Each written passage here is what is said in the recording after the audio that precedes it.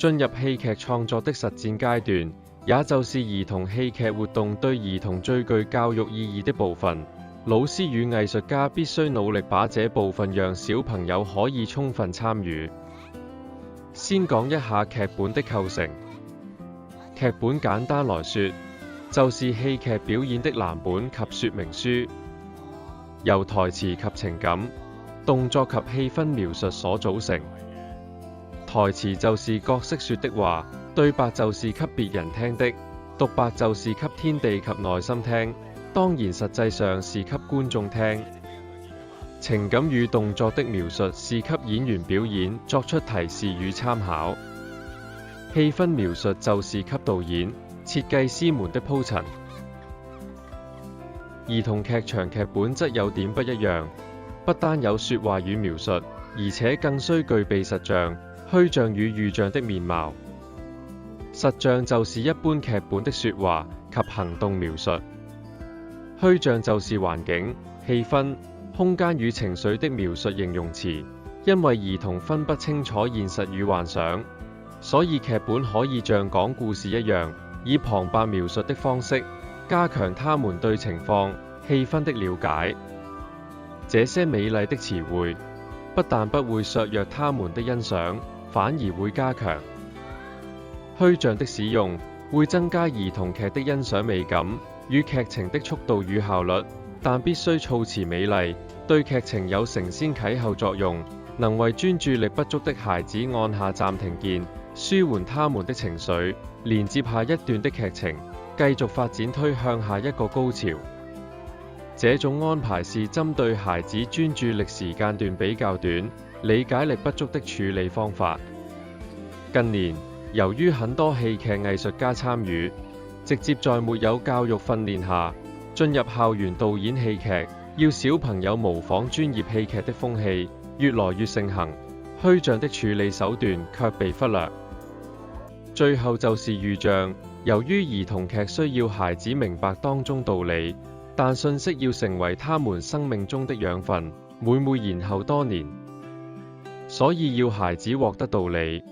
比喻、隱喻及象徵就成為兒童劇其中一個非常重要的精神核心。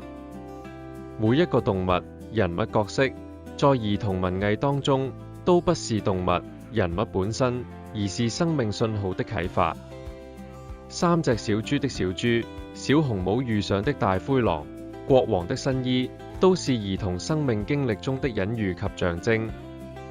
當他們成長的某一個階段，就會忽然之間明白當中的道理，明白無論是父或輩兒童的兒童劇場內容，都必須具備的三種面貌：實像、虛像、預像。我們開始進入編劇實務的三個階段，就是如何尋找及改編故事的實際操作。創作的開端就是觀察、感受、模仿的掌握。這階段就是上一集所概括談到的訓練過程所承包。小演員與戲劇導師就此孵化，讓小朋友頭腦靈活、思想敏銳，導師指揮恰當。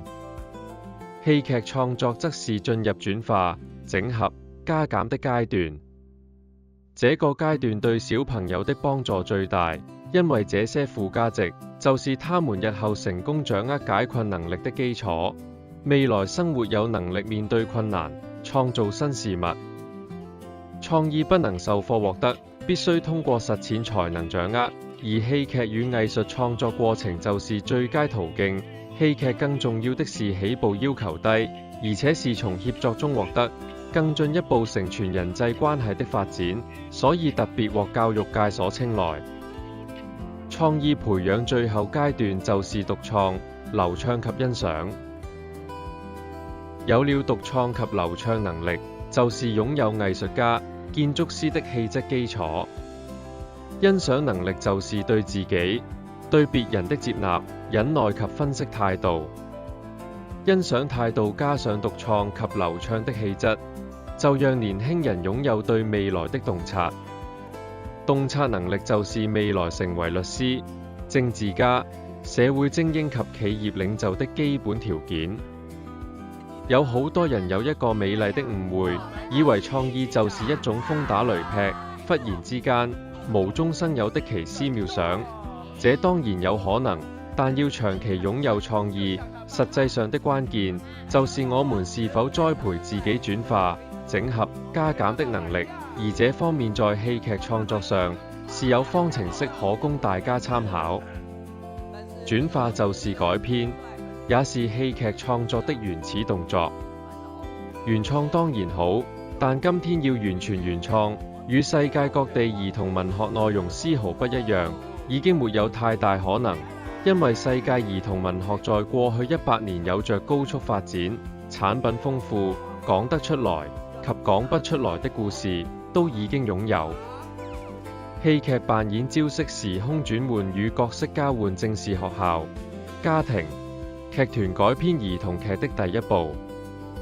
改編與抄襲不一樣，獅子王與小白獅基調、框架、故事及角色差不多一樣，迪士尼應該獲得授權，才不是抄襲。明顯在小白獅原創基礎上的卡通片發展及音樂劇改編，所以合規格的全版改編必須有版權，而不是純粹由白獅變普通獅子，這麼簡單就可以胡混過關。或許變成恐龍王還有一點機會。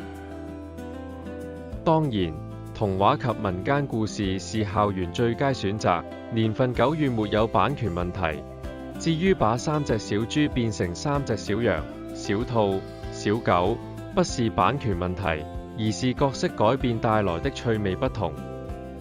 如果借助3隻小豬的吸引，又有小兔、小羊、小狗的不同趣味，故事就更加豐富。角色交換是改編的第一個最佳選擇。空間轉換也是很好的發展。莎士比亞的12夜變成中國版的元宵，80年代中英劇團在香港藝術節的改編，從西方搬到中國，當然是很有噱頭的發展。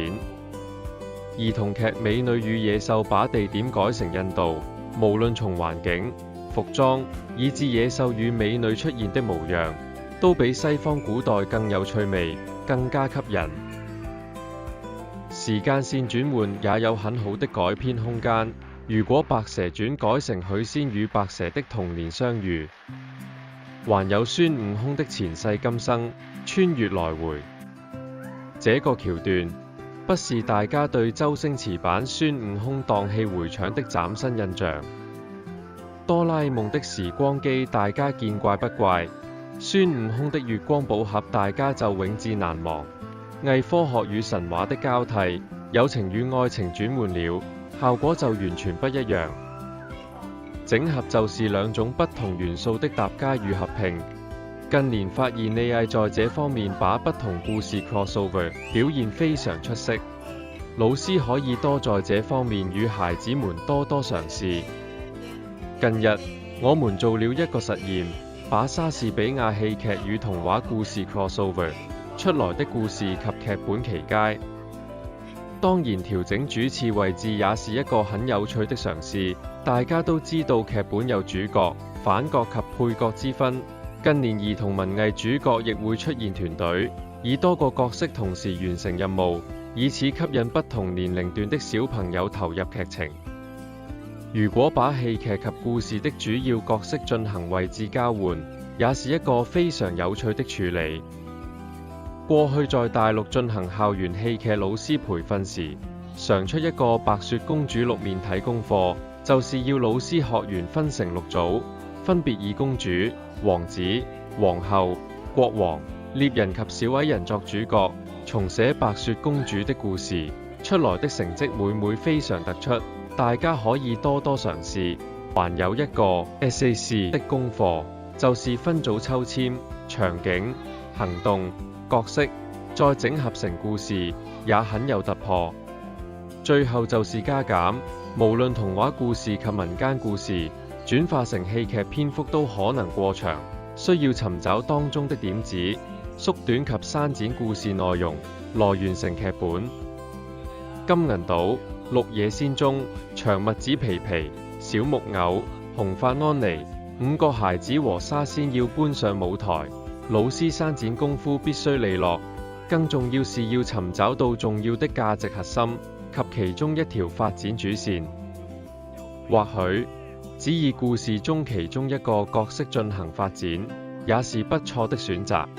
有了刪剪，必須有延伸。有些繪本及寓言故事，教育價值非常高，但內容深度發展不足。兒童劇《狐狸孵蛋》是我們從繪本延伸出來的故事，顛覆了整個故事價值觀。原先故事講狐狸孵出小鴨仔就完結，象徵不同種族的友誼。故事當然非常有趣，但不夠刻骨銘心。我們決定把故事背景轉移到西伯利亞，把小鴨子改成天鵝，讓年輕狐狸孵出食物鏈中的小天鵝。因為父愛澎湃從身上降臨，讓他必須承受幫助小天鵝兒子南飛過冬的舉措，珍惜與分離的刺痛，使故事的象徵意義發揮到極致。狐狸孵蛋就不再單純是物種之間的友誼，進階成不同物種的生死相交，親情無限。或許畫蛇添足中多了腳的蛇，不一定是無聊的戲劇故事。如果我們有這方面的練習，或許卡通片《馴龍記》早在幾百年前的中國舞台就已經發生。創意在小朋友中產生，沒有一套教導秘笈，只能通過不斷嘗試與練習而獲得。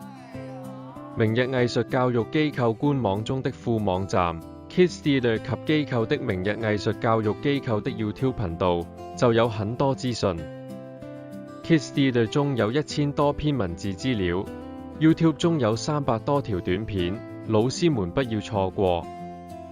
或許今天之後，我們樂於見到你們，不再需要我們藝術家的幫助。